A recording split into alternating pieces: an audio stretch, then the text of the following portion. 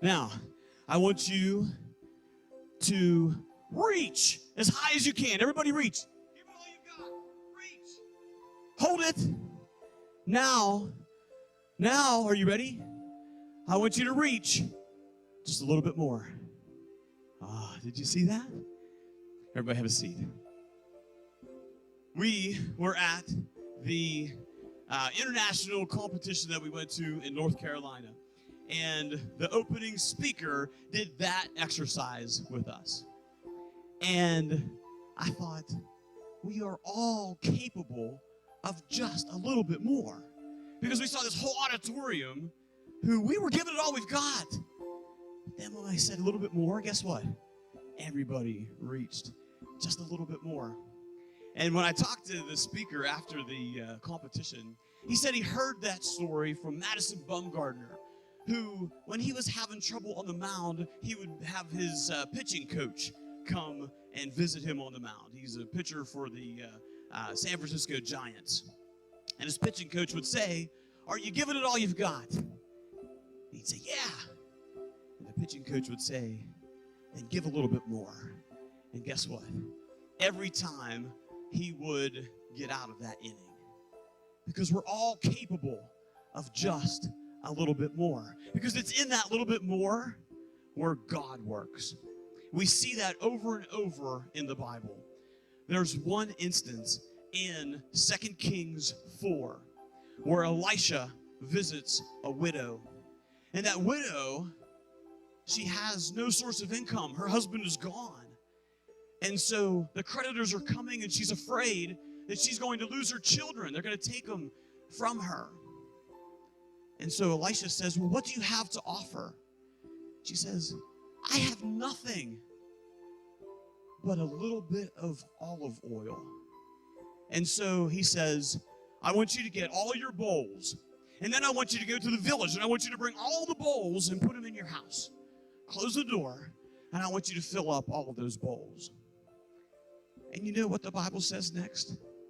It never says that she said, "What are you talking about? I just have a little bit of olive oil." No, she does it. And she pours and she fills up that first bowl. And then she fills and pours and fills up the second. And the third and the fourth. And before you know it, all the bowls in the village are filled with olive oil. And Elisha says, "Take that olive oil and sell it. And use that money to pay those creditors. And then use the rest to live for the rest of your life." A little bit of olive oil filled all of the bowls in the village. Because God can do a lot with a little. So what about you? If Elisha would come to you, or someone comes to you and say, "What do you have to offer?" You say, "I've got nothing, but I've got a little bit of time." Then offer that to God. Spend 5 minutes reading the Word and praying. You say, "I've got nothing but a little bit of money." So today, add $2 or $3 to the plate as it's passed. Offer that little bit to God. You say, "I've got nothing, but maybe a little bit of ability.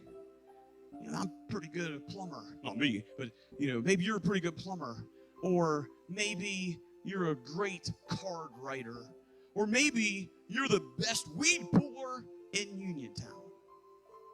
Give that little bit to God, and let's see what big things He can do with a little. But a holy God cannot be in the presence of even a little bit of sin. So God did something big.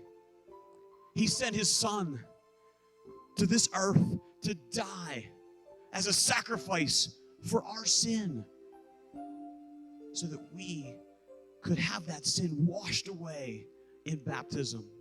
And we could then have that thing that separated us from God removed.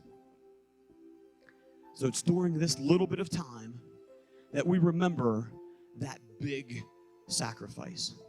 So do that today. Remember what He did for you.